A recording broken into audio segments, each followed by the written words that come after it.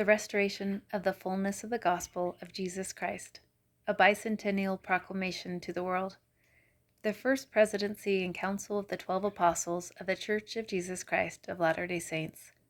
This proclamation was read by President Russell M. Nelson as part of his message at the 190th Annual General Conference, April 5, 2020, in Salt Lake City, Utah. We solemnly proclaim that God loves his children in every nation of the world. God the Father has given us the divine birth, the incomparable life, and the infinite atoning sacrifice of his beloved Son, Jesus Christ. By the power of the Father, Jesus rose again and gained the victory over death. He is our Savior, our exemplar, and our Redeemer. 200 years ago, on a beautiful spring morning in 1820, young Joseph Smith, seeking to know which church to join, went into the woods to pray near his home in upstate New York, USA. He had questions regarding the salvation of his soul and trusted that God would direct him.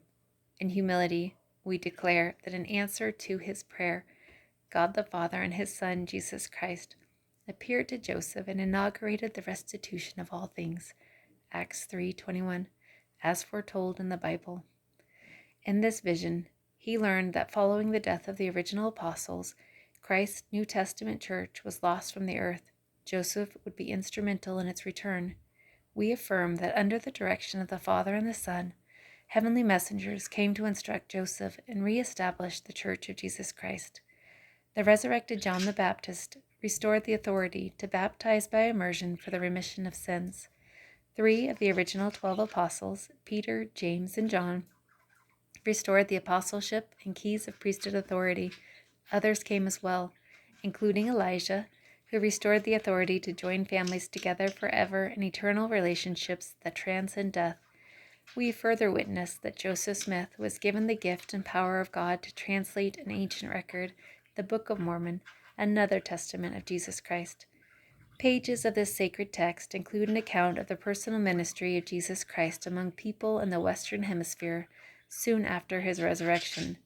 It teaches of life's purpose and explains the doctrine of Christ, which is central to that purpose. As a companion scripture to the Bible, the Book of Mormon testifies that all human beings are sons and daughters of a loving Father in heaven, that he has a divine plan for our lives, and that his Son, Jesus Christ, speaks today as well as in days of old. We declare that the Church of Jesus Christ of Latter-day Saints, organized on April 6, 1830, is Christ's New Testament church restored. This church is anchored in the perfect life of its chief cornerstone, Jesus Christ, and in his infinite atonement and literal resurrection. Jesus Christ has once again called apostles and has given them priesthood authority. He invites all of us to come into him and his church, to receive the Holy Ghost, the ordinances of salvation, and to gain enduring joy. 200 years have now elapsed since this restoration was initiated by God the Father and his beloved Son, Jesus Christ.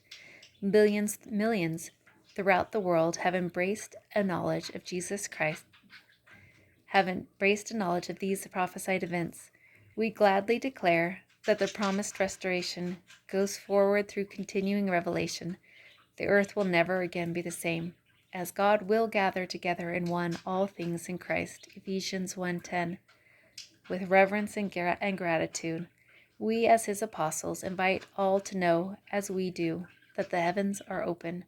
We affirm that God is making known his will for his beloved sons and daughters.